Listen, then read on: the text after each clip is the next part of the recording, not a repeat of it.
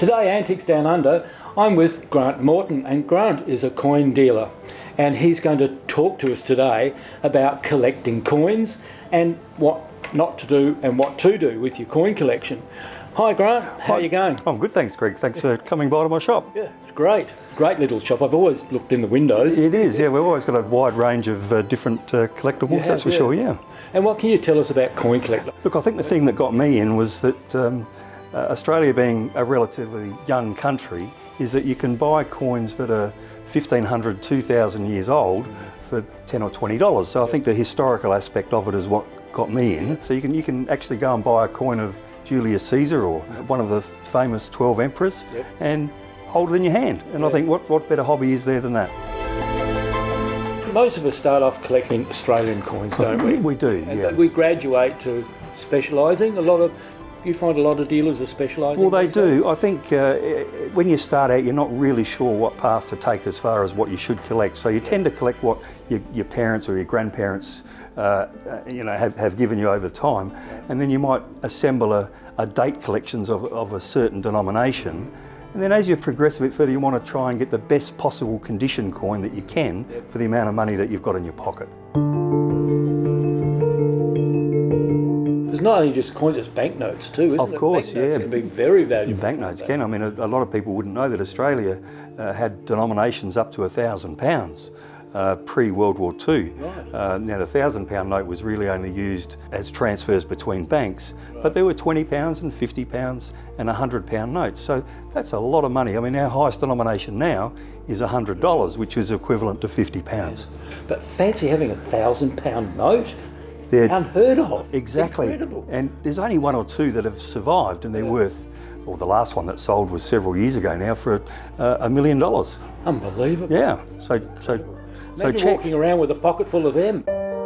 If you're going to start out collecting, what's the best for a young person to start collecting? Look, I think these days is that the Royal Australian Mint produce a lot of coins for collectors. Yep. And you'll notice that even in circulation there's a lot of different commemorative coins. Yes. There's a lot of, for example, coloured $2 coins and $1 coins put out for various commemorative events. Yeah. There's the Wiggles, is one, Bradman coins. Yeah. And you can pick up these relatively inexpensive. They're not that expensive if you get them out of change. But the thing to do is to try and get the best condition coin that you can. So if you get a coloured $2 Wiggles coin and then you come across another one, compare both of them, see which is the better one, and keep the better one. A lot of dealers sell coins by the kilo. Sounds like going to the grocers. In that kilo of coins, there might be 200 or 300 coins from around the world, some duplication, but from countries that a lot of young folk wouldn't have heard of. So it's a good educational exercise as well.